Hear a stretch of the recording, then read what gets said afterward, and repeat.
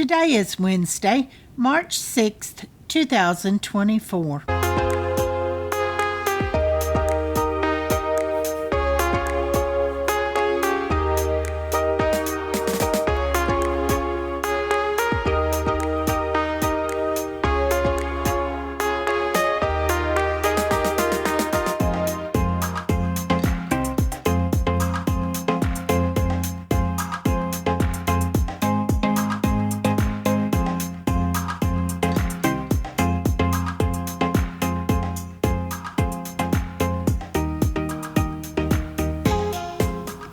Welcome to the Survivor Fans Podcast. I'm Joanne. And I'm Stacy. And this is our recap of Survivor 46 Week 2. Our second 2-hour episode. This one's titled Scorpio Energy. If you blink, you miss it. That was spoken by Ben. And I believe he was highlighting that Jeff is a Scorpio. So he has researched Jeff's, what is that called? Astrological sign? Yep. Yeah. Previously on Survivor, welcome to season 46. We got Charlie's Angels. We got Jelinski quitting here, there, and everywhere. Tevin's a social threat. Randen has noticed that Venus is dangerous. That'll be important later on. See, Tiffany and Kenzie found that hidden immunity idol. And Q has decided that Jelinski is weak, so Jelinski is out. Okay. All right, we start in on day 4. A lot of day 4 time. 2-day episode.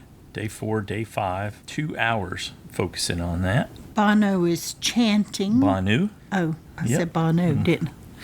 Yeah, with an O. Okay. Yep. It's easy to do, obviously.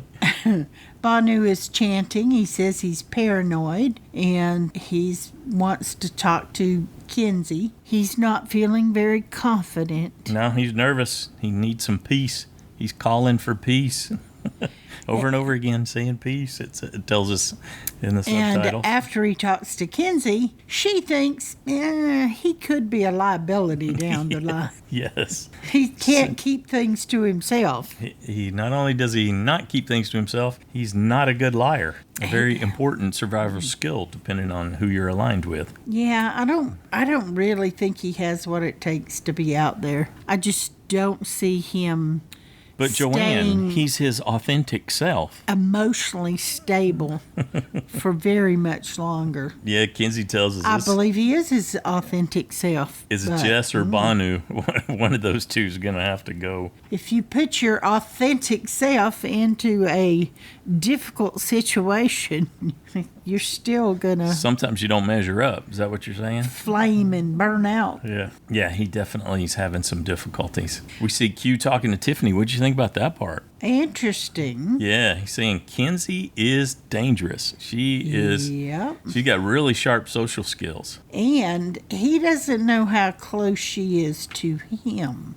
Right. So he also says he gets a weird vibe from her. Yep. I didn't necessarily expect him to be perceptive on those levels, but that was interesting to see. It was a good insight. He's slightly paranoid too, though I would think, which is perfectly appropriate. Yes, anybody playing Survivor should have a certain degree of that. So if you're not, then if you're not a little paranoid, something else you're not really playing. Yeah, you're too confident and probably in trouble. So okay, over to there's just a little more there I wanted to cover. Tiffany was upset about the no fire. Of course, they still don't have their flint. We see Bhanu working with the bamboo saw, although his technique was different than the one I was taught. And he said he was getting some success, but I'm not sure that he was really set up for success. He was getting some warmth, I guess. He didn't really, the way he was sawing, the way that configuration he was working with, it didn't seem like he had it. It was just different than what they taught us. In. Yeah. And on Yanu, Kenzie is feeling a little overwhelmed. Yeah, now she's crying. This is a whole episode of people crying. Yeah. And she's talking about the whole no food, no sleep things. So she's having some issues with sleep. Yes, that it's very hard. And but I really liked the way she handled it. Was go off, have your tears, do your thing, acknowledge how overwhelming. Acknowledge it, look at it, and put it to bed and carry on. Take a second and have a moment, she said. Yeah, it's okay to have a moment. There's 22 days left. But I like that. I would say don't do a Bhanu and just melt down in front of everyone. No, Kenzie came out a completely different way. What was her last little thing she said there? I don't remember. She asked the producers, "Are my eyes really blue?" Because my eyes look good after I cry. Yeah. Wow, that was different. Okay, but I didn't see that coming. that tells you her personality and how she brings herself back, you know? Tells you she's really, really concerned with how she looks. Yeah. Well, but I guess that's something she's incorporated into her personality. Of course. If she's getting people to do things for her, it's Exactly. important that her eyes look good. And everything else. So, Okay, over to the Nami tribe. All again, day 4. We don't go to day 5 until the challenge, right? So this is all day 4. so. Okay, Tevin, he tells us he's close to Soda and Hunter, but he's not sure he can trust Venus either. Well, he's pretty much, he singled out Hunter and Soda as like the closest. Says he's connected to everyone but Venus. Yeah. Well, Andy says He was feeling blessed. They did so well in that first challenge. she knows that he's close to everybody but her, too. And we see Soda and Tevin talking about it. So they're doing a walk and talk, and Soda says, yeah, Venus is a threat. There's just no trust with her. Well, Soda is the only one that actually does feel a connection to her at this point. I think it would be did. I think that was past tense. Yeah, but She shut her down, didn't she? talking it over, yeah. Yeah. I think she realized that if the others don't trust her, she can't really be seen, even Investing, though they yeah. have a personal connection. That she can't go there. Yeah, we because- see Venus reaching out, asking is to smart. talk, and Soda says, not today. Which, whew, yeah, that's got to be rough when you're out there and you get shut down like that. Well, at least Venus came back and tried to share some of her family history and show some of her vulnerability, maybe, because she realizes that, that's She didn't really part show of it to who them. she is. That was something she showed in her confessional, right? Yeah, but she showed us some of her vulnerability. Yeah, okay. And talked about it, which tells me she's obviously self-aware enough to know that that's happening. Whether or not she can turn it around, I don't know, but at least she did try to share with them some of her history with her parents and such. Didn't she say that in the camp?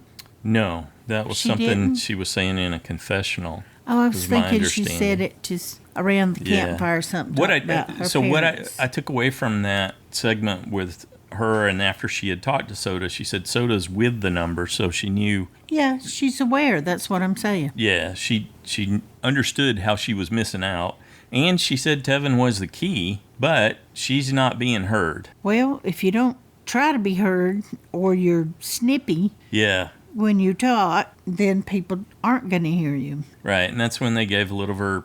We got some sob backstories this time. I wasn't as keen on that, but okay, yeah. So she's concerned about not being heard. That's good. One way to combat that, like you said, is to make an effort to go one-on-one with everybody and say, "Hey, I'm really concerned."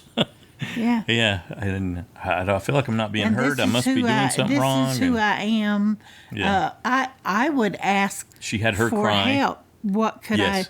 what can I do differently to try to show myself to you, and so that you Or- can also see Yeah, me. to spin it positive Yes. in that, so that we can have We- that we good can connection, communicate. strong, and work together to make our team stronger. to win. Yeah. But she gets her cry out because she feels like she's not worth talking to, and that's what triggers her into her struggle clip, looking back and how she had to grow up and be so strong, and that's holding her back out here, working to her detriment. Well, that again is bringing some of your baggage into the game. Yeah, which is It bound to shows happen. her it's her own vulnerability, and You know she what- went there with the insecurity. I ended up liking her less after all this and thinking less of her possibilities, because it seems to me like she counts her parents' struggle as her struggle, but it didn't seem like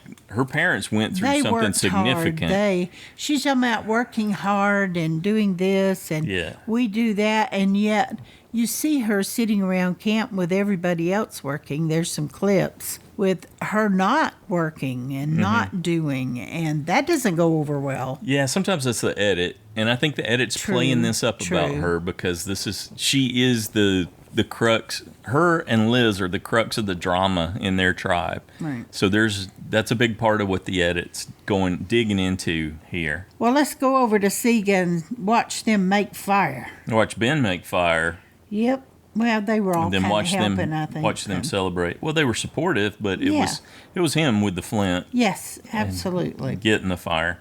I know that feeling when you give fire, even with the magnesium fire starter, there's something special about it. When you do it with a bow drill, when you do it with a bamboo saw, it's like you're doing magic, you know. And I have had that elation, and when I did a little 2-day solo thing, and it was, that was how I was going to have a warm meal.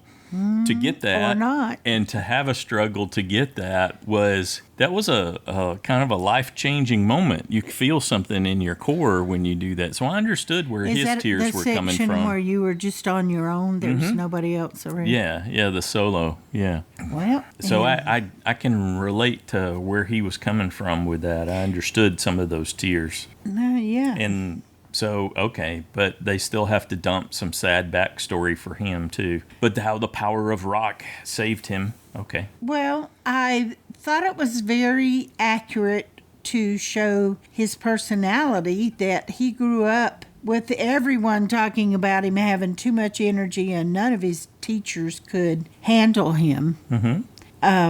And he went from a little insecure kid to being in the front guitar line all over the world. Yeah, of a band. So which is awesome.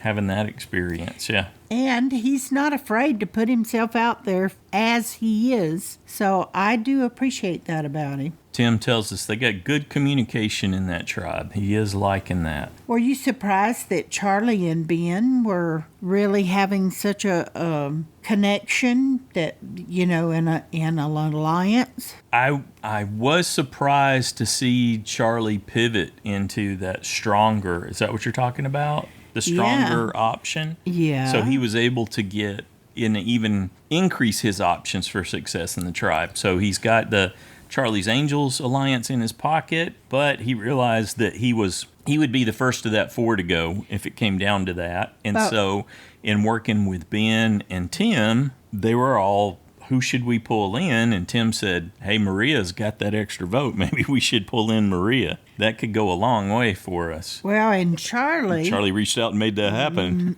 And I was really surprised that Maria was open to it. But she did seem very open to it, and to a tight 2-person alliance.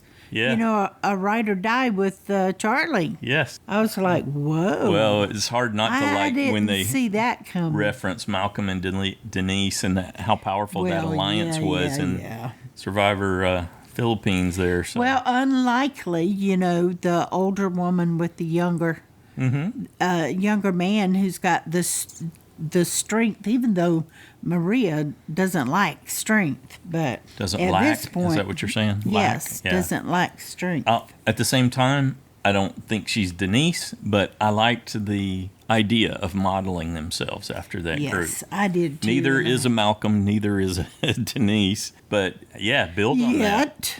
Maybe. Build on that for sure. But I thought that was really interesting, and that she would even contemplate, hey, we could go either way. I was like, oh, whoa. Well, so they're right. It just they get to pivot. It gives them 2 options instead of 1. Well, and so that's that gave huge. me a little bit of a splash of cold water in the face, since, if she chooses to go the other way, that hangs our USB out to dry. Yeah, for sure. Yeah, it was not our choice for USB that was making the strategic not. advancement there. Yeah. It was not, but good on you, Maria. I'm impressed. Okay, back over to Nami. Venus has designed a little headband for the immunity idol that they won. That's clever. I don't know that we've ever seen anyone do that, have we? Try to put their mark on the idol. Like, I mean, there's people who hold on to it and then they'll say, "Oh, it'll be back soon." Back. Yeah, that kind of thing. But they just went ahead and marked it with a little pseudo buff, I guess. Yep.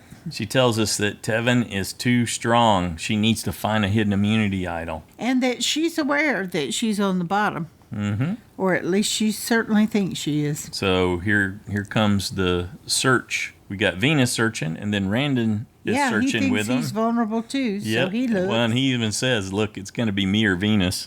Mm-hmm. If someone from this tribe's going, that's his read on it, and Hunter's out there searching too. Well, and he has the great opportunity since he's providing a lot of the wood for the fire. Yeah, he said he was pretty much the only one gathering wood. That seemed odd. Why is that? Yeah, and that's always historically been a wonderful excuse to do idol hunting. So why would you let one person do that total? And Randen finds a beware advantage, and he digs down like the hint says, the beware advantage parchment says, and finds his locked box and finds out that he has A, lost his vote, and B, won't get another clue for the hidden immunity idol until they have lost a challenge. So, and then all that gets him is another clue to the key. Yeah. It doesn't give him the idol, just gives him another clue. It's going to be interesting. As we know, could be tough. Going to be interesting to compare what he has to do to what Tiffany had to do, and then how he responds in that space. But, he had the attitude of, well, hey, I'm safe as long as we're winning. Mm-hmm. Of course, not if you get shuffled up. Yeah, on the flip side, like you said, he's got a useless car he can't drive right now also. Yeah, and if he gets shuffled off of that beach. Yeah. Yep. Of course, then he'd know where to go look on the other one, but if it's already been found. Okay, back over to Yanu. We didn't really get any word on whether or not Jess was resting better or anything, did we? We just see her eating ants. Nope, she didn't say anything about the lack of sleep. Tiffany sees her eating ants and tells us Jess is weird, but nice, but weird. But at least she's trying to let other people know who she is. Yeah, they were having some discussion about how she was recently married and how she met her husband and all that. And Kenzie's in there getting to know Bhanu and Jess and, thinking, hey, I need to leave my options open. I like that Q knew some Mandarin. He knew Shia, right? Because he had watched Rush Hour. That was funny. Yeah. Well, were you surprised that Tiffany kind of threw out to them about possibly taking out the stronger people in the tribe? When you're talking about when Bhanu, Q Kenzie, and Tiffany? Yeah, when Bhanu, Kenzie, and Jess got together. Mm-hmm. Yeah. Yep. I was, even before that, I was surprised to hear Jess make an assessment of Q and Tiffany, talking about how strong they were, that they were the strongest ones in the tribe. So she's not completely asleep at the wheel. And then we get this interesting segment where Bhanu, Kenzie, and Jess are off talking. But it kind of had the opposite effect in that it made Jess not trust her and want her out. So now she wants to get Kenzie out. Jess made a classic blunder. She really, you could tell, she knows nothing about the game, hasn't paid any attention, or at least isn't in a rested enough capacity where she can function in the scope of the game, in that she told her she needed to think about that proposal. No, you jump on that. You lock things down. Yeah. You say yes. You can think about it on your own time and your own terms, but you tell her yes. Yeah. Sure. You betcha. I'm on board. You just let me know. What was interesting after that exchange, Kenzie walks ahead of them, ahead of Jess and Bhanu, and you see Jess to Bhanu go, vote her right there. So Kenzie's dangerous, she tells us. Well, then she goes and tells Q. Yep. Kenzie said we should vote you out. I'm not sure he 100% believed her, that he couldn't decide maybe if she was just being desperate. Yeah. And that was an attempt to... He said she's scheming, so he didn't tell us. He expects. Yeah. But... It did work because he's left with that impression, or question, can I trust Kenzie here? Exactly. He's got a really good poker face, that at least what they're showing to us, it seems that way. I can't always tell what he's thinking, so... He seems pretty stoic. The only times he gets animated is when someone says something stupid in tribal council. Okay, back over to Siga. They're having saltwater papaya. Boiling some papaya. And then everybody's getting a nickname. Tim is the papaya papa. I didn't get all of those names except for Jungle Jim. Yeah, that was great. And she named herself that. So that was perfect. I like that. So what did you think about this segment with Charlie? He tells us he's got a weak social game, so he's got to come up with something, and ends up proposing a song battle with Ben. Well, that surprised me a little bit. I wouldn't think of Charlie as being weak socially, because he seems to be chatting with everyone and putting himself out there. I think it is just that he feels awkward. I don't think it's coming across that way so much, at least from what they've shown us. That was entertaining to watch those two face off with songs. Yeah, it was. Yeah, I would have bet on Charlie though. I don't know that I don't know that there's enough Metallica songs to compare with Taylor Swift's library. Well, it was 106 to 107, so yeah, I think he went ahead a couple more, didn't he? Charlie did. Just one. They showed at the end that Ben had 106 and Charlie 107. Yeah, and I think then Charlie said, and that's the name of a song on this other album. He so he added another one, right? He said he had a lot more. Yeah. Because Ben asked him, do you have a lot more? He's like, oh, yeah, I got a lot more. Of course, he could have been bluffing. Yeah, it provided some entertainment for them, which was fun to watch. Yeah. You don't get to see things like Moriah's that normally. Like, I can't believe I'm sitting here Yeah. doing this and being entertained by two guys naming songs. Yep. Well, the bar's pretty low out there for entertainment, so you'll take whatever you can get. Well, it was impressive. I couldn't name... I don't ever know the name of many songs. No. Not the exact name. Yeah, and I don't always know the artist either. Like Ben said, I'm not a stand for anyone to that level. I don't know that song, and then they'll start playing it, and I'll sing right along. I know the words to the song, but I didn't know what the name of the song was or who was singing it. Okay, back to Nami. It's time for Liz to tell us how she is out of touch, doesn't have a clue how she's relating to her tribe mates again. Yeah, Tevin's asking her if she would marry again. Yeah, it would take a special man to deal with someone who makes as much money as she does, she tells us. Yep, they can't really handle my money. I got a lot of money. And her success. Everybody should want to marry me. I'm like, how can she not see that that's the crux of that, though, right? Makes her such an easy vote off. It's like, she don't need money. Right. That's an easy choice. Let's just vote her out. It's trivial. She's offered herself up as tribute. She doesn't need the money, so right. She's there to show her daughter to feel guilty about and her family that Liz can do anything. Okay, Liz. Alrighty. That's just a kind of ego trip, but okay. Randen needs someone to trust. Yep. And he's gonna go with the person that he totally didn't trust at all and didn't want him. That was quite the turn, the plot twist. Yes. He was so skeptical about her and distrusting of her. Now he decides, well, I should just align with her then, because we're both on the outs. At the end, he went with his gut and decided that he would place trust in the one he described as a big liar. I get that he wanted to form an alliance. Mm-hmm. Why do you have to tell her about your advantage? I don't know. I mean, immediately she's like, well, I have an advantage I could possibly use to my advantage. Yeah. It's like, excuse me, you don't have anything right now except knowledge. I wish he hadn't done that, because I liked his pitch. Yep. We'll use your gifts, we'll use my gifts together to help us get further in the game. Yeah. And I like that. All good. Because there's things that she could be able to do that he wouldn't be able to do, and vice versa. And they could help each other navigate things. And nobody much had been talking to her except Soda. And so to have somebody else approach her and want to work with her, that alone would have been good. But I don't think he should have told her about the Beware advantage. Yeah. And immediately someone is doing something for her, which is essentially saving her and keeping her in the game, getting her head straight. So she didn't put the work in. Someone else basically brought that and laid it at her feet. Yep.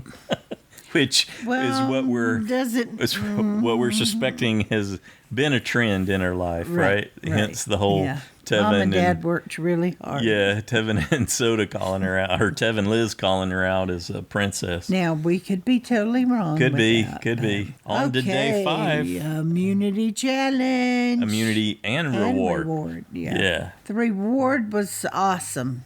That's always good. Yeah. Just what they needed was some massive fishing gear. This is what Liz has been looking forward to. She can't eat anything. She's hoping that they can get some fish. So it could be pivotal. But before we get too far into that, we get a big reaction with Jelinski being out. Did you like those jokes the other tribes were cracking at his expense? I don't know about making jokes because... Well, you have to say something about several. That should have been funny to everyone. Yes. I get that one and that. But I don't think they should have kept on because you can isolate other people that you might end up having to work with. Right. If you get sent over there and you are in the minority, right, and you upset somebody with your jokes, Hunter, bye-bye. Speaking up and saying last name first out, and now he gets rotated over to Yanu, and he's the only person not on original Yanu that's there after the shuffle doesn't work in his favor. Yeah, it could go really bad. Well, that's why I don't think it's the wise thing to do. Now, was it fun and they went for it? And even Soda, I thought she goes too far. She went too far, yeah. Yeah. Well, and I like that Q acknowledged, hey, we're the laughing stock, but this is a different 5. And then Bhanu went off the rails. Yeah.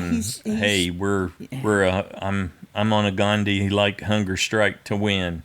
Yeah. After Soda had made fun of them. You're not on a Gandhi-like After Soda had made fun of of them for not having anything to eat because they didn't have any fire or pot or anything. So, and we get the great little segment with the buff, but Probst is ready after he cut that rice bag last season. He's carrying a knife with him all the time, just looking for an opportunity to use it. Yeah, use it again. So he cuts the little buff off the larger immunity item. And even if he hadn't had it with him or didn't have it with him, he would have said, okay, hold up, break. Yeah. Bring me a knife. All right. May even have done that. We don't know. Because that was a TV moment. So bring me a knife. I'm getting this buff off of here. But I really think Tevin had the last laugh there. Oh, I think so too. He did. He's like, thanks, Jeff, for wearing the orange cap. Yes. We got to be watching for that to make sure that... to see if he wears... Yeah. He shouldn't wear a color that's in the season. Well, of one of the current tribes, yeah. Yes. He shouldn't wear the orange, green. I think the black is okay, even after merge when he wears the black ones, but Tevin busted him. I liked that. That was good. I did too. And he did it nicely. He did it in a... But thanks, Jeff, for wearing the orange hat. So it's like... We may not have the idol with orange on, but we got the host with orange on. Yeah, Jeff's wearing our colors. Thanks, Jeff. Okay, so Nami and Siga have to sit someone out. For Siga, it's going to be Moriah, or Mo, as she refers to herself. Yeah, Mo. And then for Nami, easier. Liz sit out. So the 2 Aubrey clones sit out and get a chance to meet each other. And chit-chat. They're chit-chatting while the others are out there. Yeah, we've definitely seen that some more. Oh, yeah. In the 40s, right? We've seen some pretty pivotal conversations happen there. Theirs was fairly limited, but so we got a pretty good challenge here. They've got to run out, untie the machete, chop a rope, which drops a couple of wheels that they have to assemble onto a cart, and then they roll the cart through some obstacles, and then they dig up 2 chests and put them on the cart, and then they've got to roll the cart with the 2 chests on it through a bunch more obstacles, and then they get to the end and get some of the puzzle pieces that were in the chests out, add them to the ones that were already there at the end, and spell out and build an arch that spells out the word persistence. They have to figure out what the word is when they get there. So that's a pretty good one. Boy, and they were talking about how really heavy those puzzle pieces were.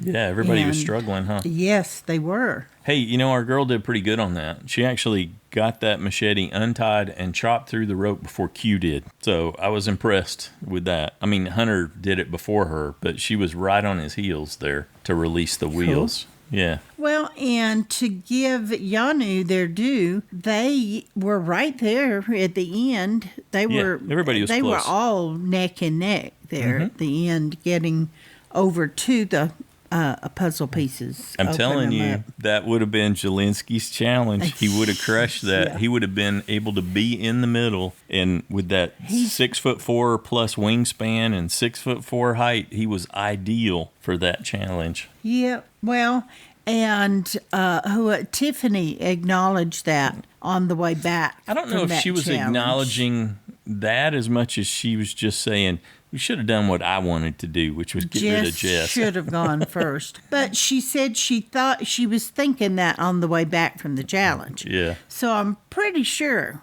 she was thinking, even though she didn't say that we sure could have used Jelinski in that challenge, she did say, yep, we should have sent her home first. It was more because Jess had struggled a lot. Yes. In that challenge. And I thought it was just Bhanu getting frustrated with her, but I guess not, because Tiffany was just beside herself. Yeah, maybe Jess wasn't good in any position. Maybe that's essentially what it was. Because they did move her all around. Yeah, but it was a really bad choice to have her fetching the last middle and for the tallest block. Yeah, but they had put her on the ends on the shortest area, but they weren't satisfied with how she performed there, so kept shuffling her around. They all seemed very frustrated that she kept dropping them. I thought that was pretty good for Venus. She was the first one, it looked like, that figured out that the word they needed to spell was persistence, and she kept her voice down so she didn't overshare with everyone. That's good. And Q, I think, was the one who figured it out for Yanu. I didn't see who got it for Siga. But Nami wins in the end. Siga came in second, so they both got some fishing gear, and Yanu goes back to tribal. Yeah, I like that challenge. What did you think? We've seen them build those arches before. It just seems brutal. A lot of teamwork, and it's good when you see the challenge.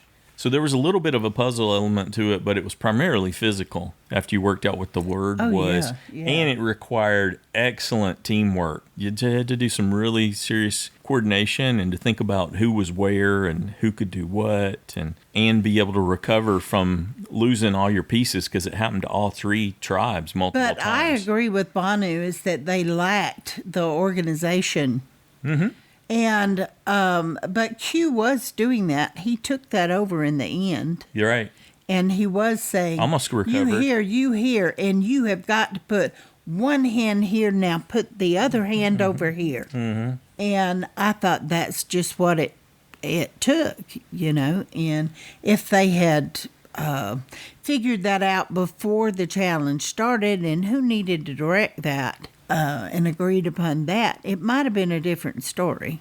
But I think, and especially with something that you have to spell correctly, you have to make sure there were slightly different colors on each side. Mm-hmm. So it was noticeable if you had a different color piece showing on one side. Yeah, I would say it was more than slightly. Even for me being colorblind, I could tell there was a difference between the two sides and what you wanted to have wear. That's something that you assign somebody to pay attention to that as well, or everybody should be paying attention, but somebody should be responsible for going, nope, this isn't right. Well, when you got someone as emotional as Bhanu, and then everybody's yelling at Jess, like she tells us that was happening to her, that's why she was feeling a lot of pressure, and now Tiffany's so angry she doesn't even want to talk, and you got all those things happening in the middle of it. Then. Well, yeah, and it's hard on people who don't want to lose and who think they could win if they could just get a little more help.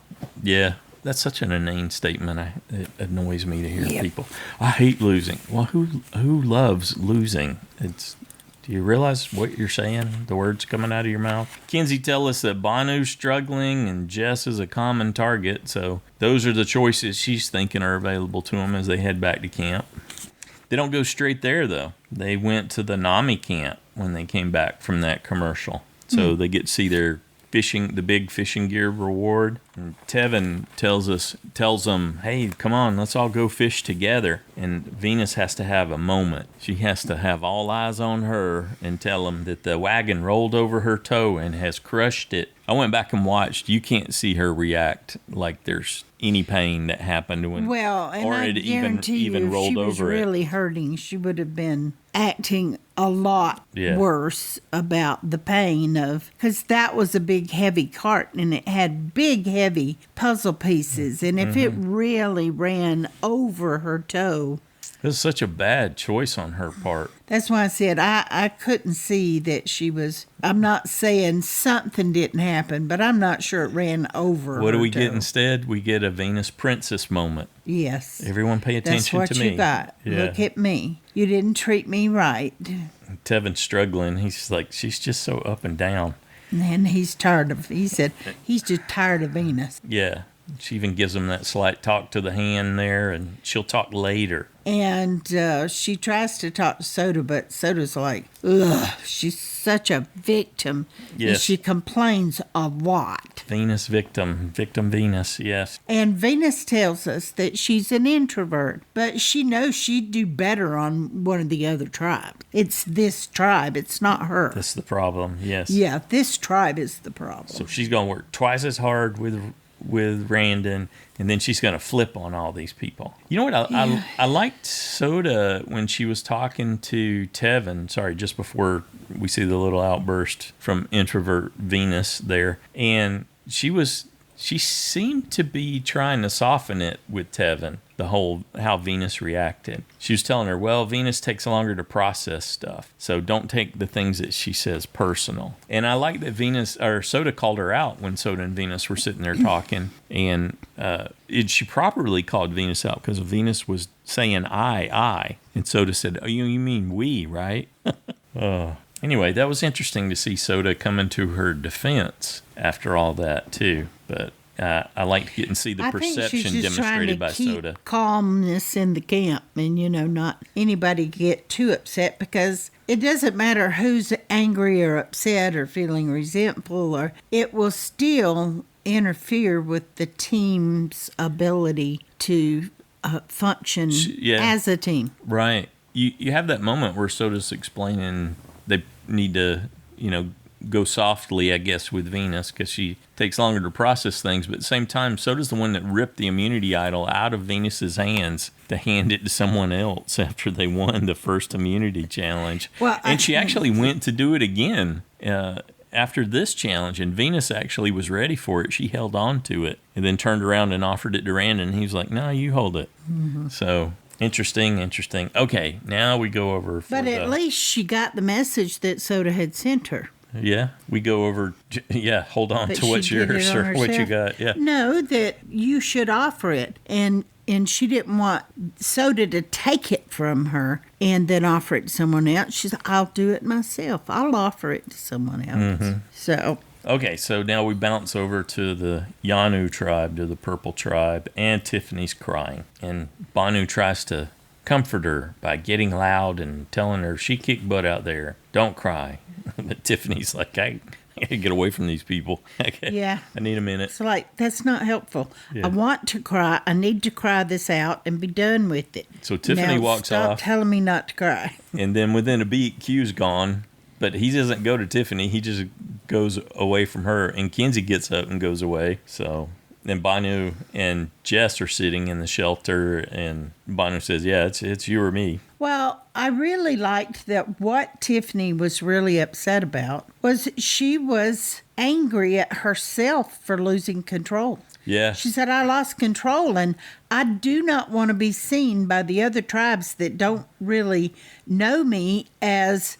the quote-unquote angry black woman. Yep. she's conscious of the stereotype. And she feels like, I just did that to myself, and really I don't want to be seen that way. So, that's super perceptive. The way to really pull it off is that you don't have to explain anything to anyone. Nobody realizes that's what's really going on inside. She hadn't gotten to that level yet, But the reason she was so angry and lost control was that Jess kept dropping the blocks, she said. Yeah, so I was with her with that. She's, I don't want to feed that stereotype. Excellent. Good job that you got that awareness, and you're not going to let that happen and go too far. But the minute Kenzie opened the door, she was there saying it was Jess's fault. She was walking around blindly, not doing anything, dropping things. Yeah.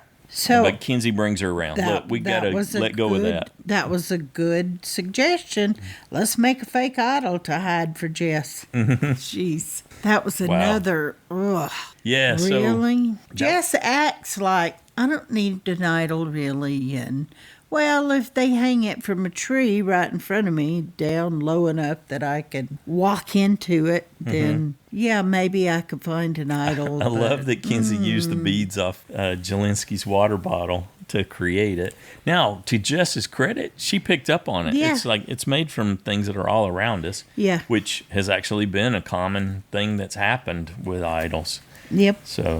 So she was at least skeptical whether it was a real idol or not. Did you think Tiffany really hit it that well? I mean, that obviously. I wasn't sure it was. You have to go to that spot to see it because it is still tucked up in the rock. Well, obviously she needed to make it a lot easier.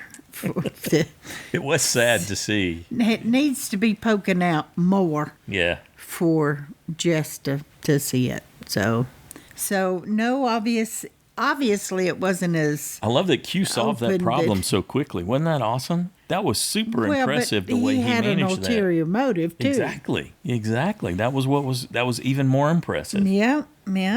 So he's like, you know what? I'll go put it in her hand. This isn't working. The subtle walk her to it kind of thing that Tiffany and Kenzie were playing with. And they did all this just so she wouldn't play her shot in the dark. Right, she'd feel safe. Yeah.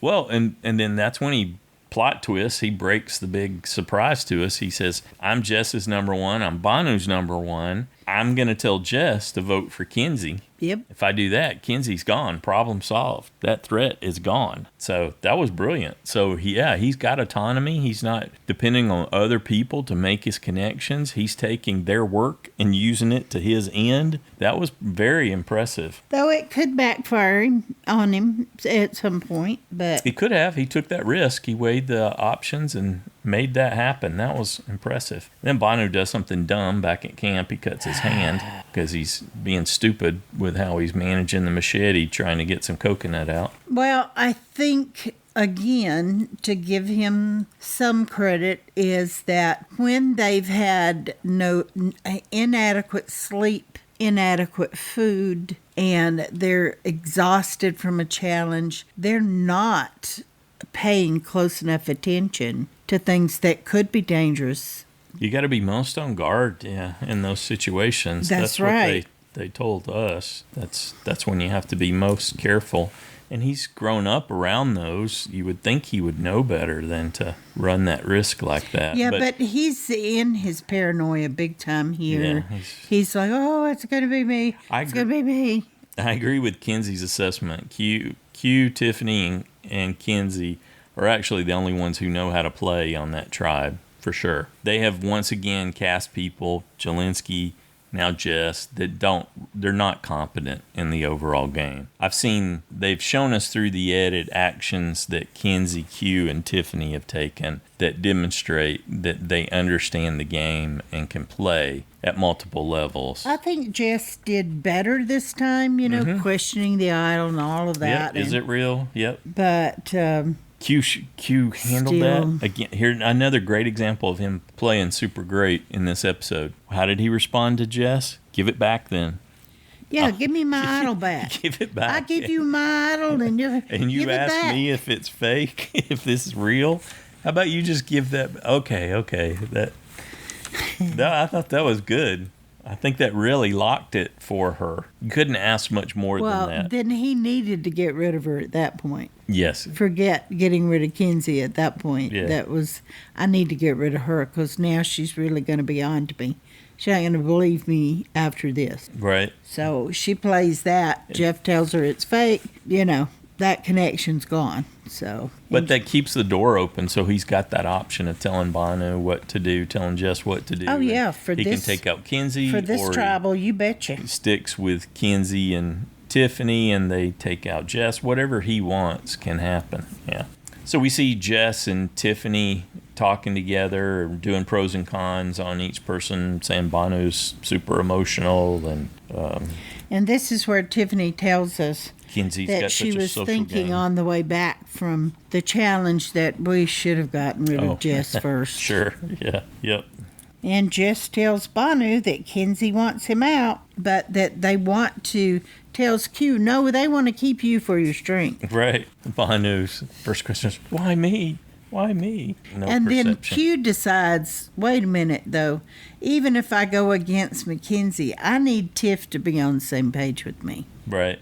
I don't want to go Tiffany. forward without Tiffany. Yeah, no. Tiffany's a strong player and he does feel like she's with him. Right. But she does tell us that, okay, maybe he's accurate in feeling like Kenzie isn't his number one. Oh, you're talking She's about Tiffany. Hers. Right. Yes. Yeah, her response to that. And it's like, yeah, she wants to be my only number one and my only, tight ally. So Q does see that at least. We'll give him credit for being aware that he sees that Kenzie may not always make choices that benefit him. And I loved these 2 hours. I loved the previous 2 hours. I loved these 2 hours because you get to see more and more of the social back and forth and all the different elements that they have to weigh. Normally, we don't get to see any of this. We just see choice A,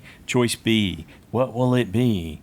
And now you can see a lot of different facets of the struggle. Not all of them. I mean, we didn't see everything that happened in that time frame. This was condensed too. But to see Q weighing that, yeah, Jess could be a loyal number.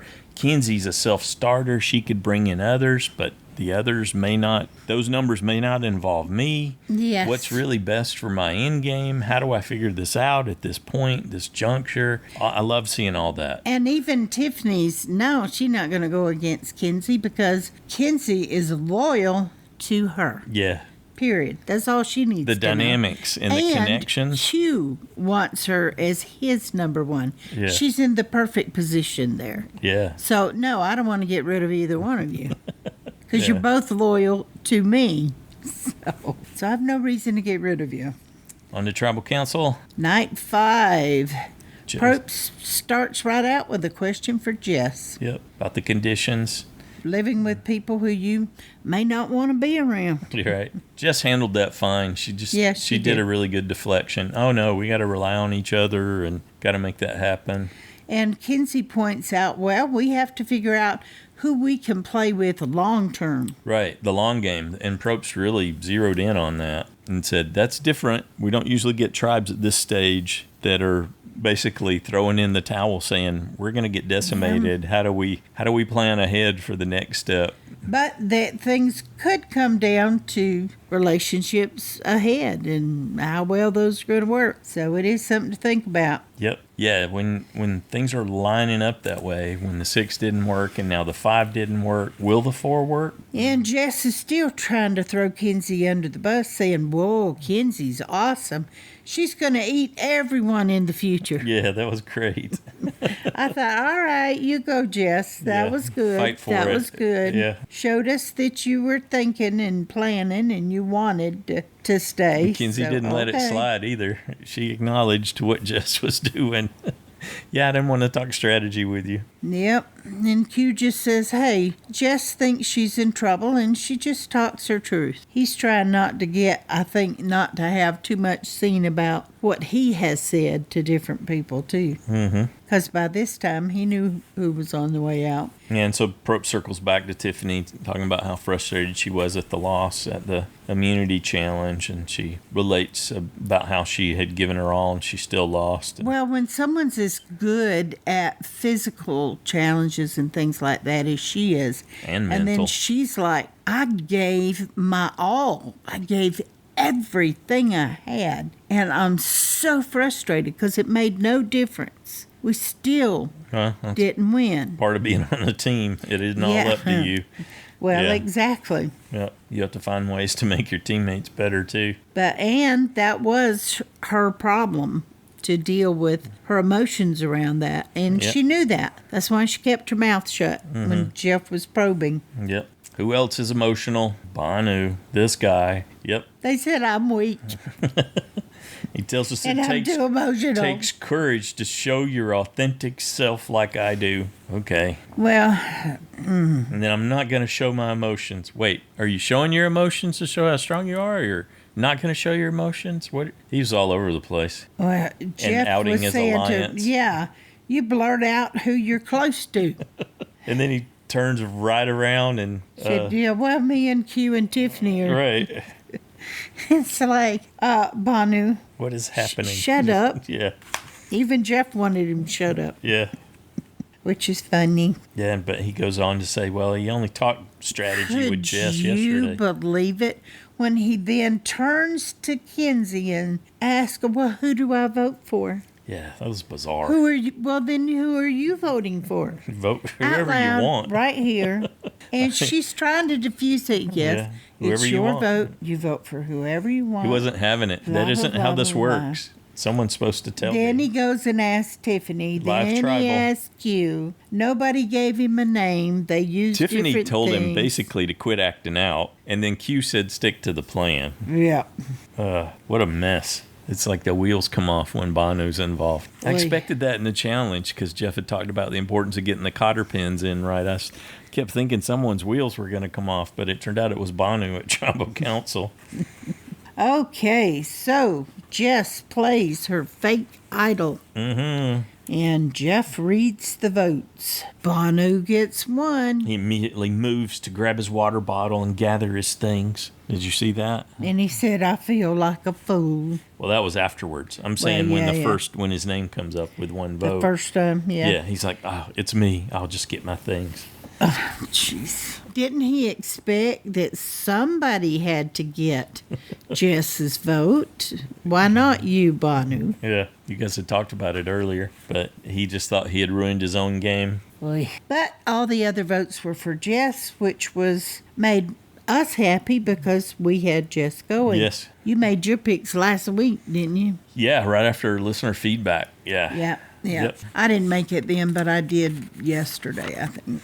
Jess tells him, you guys are so good. And then that's when we see Bhanu say, I feel like a fool, which, good call. I think you got that one right, Bhanu. Yeah. Well, you may not be one, but you certainly acted like one during tribal camps. Acted the fool. Yep. Geez Louise, Jess says as she's walking off after she had mentioned how surreal the whole thing was. Yeah. So, good job, Q, getting that on lock. Coming up with that and making it. I may be overly crediting him, but it did look really good for him in my eyes. I mean, I was impressed with Kenzie putting that together and Tiffany hiding it, but then him going, you know what? I'll just take care of it. He goes and puts it in her hand. Yeah, don't worry about it. She's not going to find anything. She just doesn't have the skills or the will. Problem. Yeah. So what's your assessment of our second 2-hour episode in season 46? Oh, it was good. Yeah? Did it seem like too much to you? At times it did, but I'm sleep deprived. So Not unlike Jess. Yeah. Yes, I slept until minutes before Survivor came on. So half hour, but yeah. Actually 25 minutes. Okay. But nobody woke me up. It was someone else's job. That's right. Because I hadn't eaten or anything, and so I was a little feeling tired, so that probably affected mine a little bit. But. Okay. Well, I thoroughly enjoyed it. Yes, you did. I could absolutely, I have no doubt, I could watch that level of detail about every episode. I stayed awake. Check. All right. Anything else you want to say about it? No, I did enjoy it, and everything about it, and getting to see a lot more of the people. I feel like these first 2 weeks have really shown us a lot more about the people in depth than we've ever got to see before. Did your perception of anyone change again after this one? Or is it again any substantial changes? Surprises? I guess I expected Venus to have a little more game in her than what I'm seeing. Yeah. So I'm still continuing to be more and more disappointed. I keep thinking that Tevin and Liz tagging her as the princess. It's just like, oh, that was so spot on. And Venus's actions, the ones were being shown through the edit, seemed to reinforce the whole princess stereotype for her. Now, she may be effective getting to make that connection with Randen. Probably just saved her should they actually end up at tribal council. And that challenge really showed the potential. Any of these tribes could end up there. That challenge, when you get a challenge with dynamics like that, where it comes down to the end and all 3 tribes are coming apart and reassembling and coming apart and reassembling the answer, it could break to anyone's benefit. Do you think Yanu could possibly win in the next episode? Wow. They're down to 4. Could these 4? Could Bhanu, Kenzie, Q, and Tiffany? It's a possibility. That's about all I'll give you because... Okay, well, it's always a possibility. Yeah. You think the possibility has increased that they could win? Or is it about the same? No, I think it's increased with the smaller numbers. Yeah, with the exit of Jelinski and Jess. Yes, because I do think that Jess, at least listening to both Tiffany and Bhanu talking about it, I do think that she hindered them in that challenge. And so they might have a better chance. I think so. Because they were doing pretty good. I don't know that they'll be first, but I think they got a really decent shot at a second. Of just not going back to tribal. Yeah. But I also wouldn't be surprised if, they go back and vote off Bhanu. Yeah, that would be the easy one to go with at this point, right? Yeah, even though I could see Q maybe still want to go after Tiffany. But Kenzie, but I don't think Tiffany would go along. No, probably not. But I'm also still a little disappointed in Randen. I thought he would have a better game, I think. Well, he's on his way to having a hidden immunity idol. Yeah, but he's already told it, so... Well, to Venus. And to Venus. Yeah, that's... Who's, can be an angry person who would throw things out there if you upset her. Well, she's already betrayed him once. Not that he knows that, but... Maybe Venus. No, Soda was the one that betrayed him. Yeah. Sorry, I'd moved on thinking about Soda and Liz. It's like, could actually Soda lose any of them. betrayed him, not Venus. Yeah, but Venus may share that with Randen, so he's got a little better idea there. Yeah, you'd think. I did like the insight that we got. She liked Soda too much, though. I like the insight that we got from him about how he was, looking at all his options, who to partner with, and how he ended up with that curveball with Venus. So yeah, I kind of thought that maybe he'd get in with Hunter and Tevin, but that it just didn't seem to happen. Well, Tevin's such a big personality. You're automatically taking a second, which could be fine. It's great. That means you got a meat shield. Well, but Hunter took that spot, I guess. Maybe, yeah. But anyway, how about you? Were you more disappointed in someone?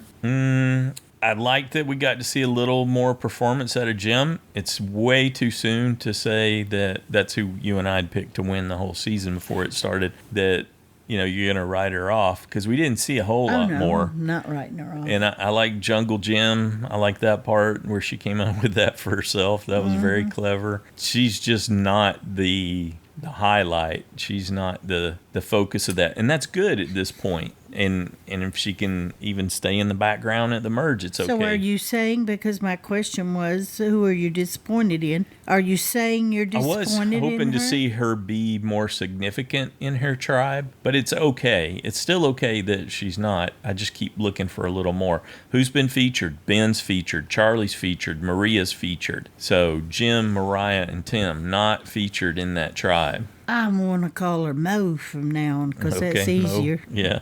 If I can remember it. Right. I liked that. Mo. Yeah. And, you know, the Yanu tribe, happens with, they're just getting Kenzie, Q, and Tiffany, they're getting sharper and sharper. Bhanu, he's another one that's not suited to actually play this game, so. I don't think he has longevity. No. No matter what tribe he was on or anything, I just don't think at some point the stress is just going to get to him. Right. He's too erratic. But Kenzie, Q, and Tiffany they're already way ahead of everyone else in the game in terms of playing the game and having that experience. Well, and you saw with both Tiffany and Kenzie, they both have coping mechanisms to deal with their stress. Right. Where they go off, they have a cry, challenged, they do and then they come back. And we didn't have to get their sob story for that to happen. No. That's just, they knew what they needed to do to process. Yeah. Keep your mouth shut. Go off and deal with your own frustration and anger, and then you can come back and be part of it. Manage it, move it. Yeah, I liked that. Yeah, I did too. Yeah, good deal. That's the way to do it. I think good girls. Yeah. So there's still a lot of the cast I'm very hopeful for that I think they've got some I still can't gameplay connect. Yeah. Well, we're just not getting enough. He's not being featured the way Charlie, Ben, and Moriah are. Yeah. So, yeah. Okay, next time on Survivor. All right. Venus. People think Hunter's a really sweet dude, but I can see right through that facade. Do you think what that's that because... I think it's because he's out fishing, and the attention is on him. Not her. And not her. I didn't read it that way, but that makes sense. That was kind of my take on that. Hunter's getting... Look at him out there trying to get all the attention on himself. Yeah, he's taking up her princess time. Something's not right. I don't know. That was just my first thought. Looks like we're going to get another voyage. There's a boat coming in. Probably another voyage challenge in the next episode. Yep. And Ben exclaims, "This is out of control." And we have whatever that is. We have no context. And we see in a challenge, and Q's pulling Kenzie over this big roller in the water. Yep. So we got a water challenge coming. We've seen that challenge, have we, with the roller? Well, they've gone over things before. Don't know. We've seen in anything else. The ads and stuff, the preseason ads, you could definitely see people swimming in a swimming challenge. So they could be swimming as part of that challenge. It could be that. We've seen them paddling, too, in a challenge. I think you can see that in the intro, which was nice to see that this time. So that could be an element in this next one, too. And get an ugly cry face from Bhanu. I need some help, Kenzie. Yes. We saw him crying in a previous commercial, but they hadn't shown it. So I'm thinking... Well, that's it. That's pretty much it, that segment there. And then, so there's one moment where I need some help, Kenzie, and then the next moment, she's a mermaid dragon, whatever that means. Yes, and he acts like he wants to strike her, so I guess she didn't give him what he wanted. That's my guess. Well, I think he's probably frustrated he's essentially acknowledging she's got way more power in the game than he does. And Jess pretty much tells us her game in a nutshell. I should have started strategizing from the beginning. Wow. All right. Who'd have thunk it? There you go. Yeah. How about a JSFL update? All right. There were 12 people who lost their USB this week. 6 people are tied in first with 11 points. Oh, narrowing down to 6. Yep. 21 people lost a safe point, and 141 people earned a vote-off point. Yeah, there was a lot of good tips and listener feedback to focus on Jess, and so I'm not surprised there was a big turnout there for points. Yeah. Side challengers tied in first place with 9 points. Brandon, Chris, Lisa Ray, Parker, Robert, and Stacy. Oh, wow. With 8 points, Drew, Jeremiah, and Justin. And with 7, Rebecca. Oh, Rebecca's in the basement alone. Still soloing. Still alone. Still cold down there. Don't you want to go join her? Yeah, no. I'm fine. I'm enjoying my current success after the first 2. We'll see. There's plenty of opportunity to head in that direction.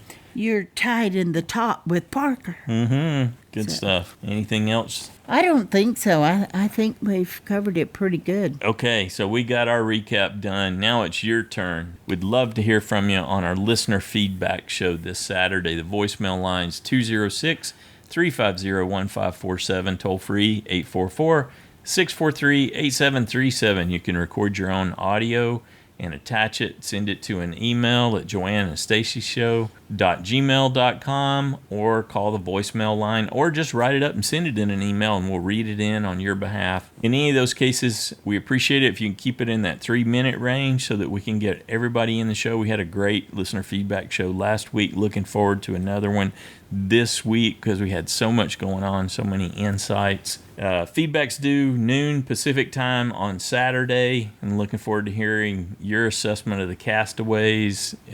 Has it changed at all after this week's events? Who impressed you the most? Who do you think's going next? Looking forward to hearing from you. All right. Good night, everybody. Have a good one.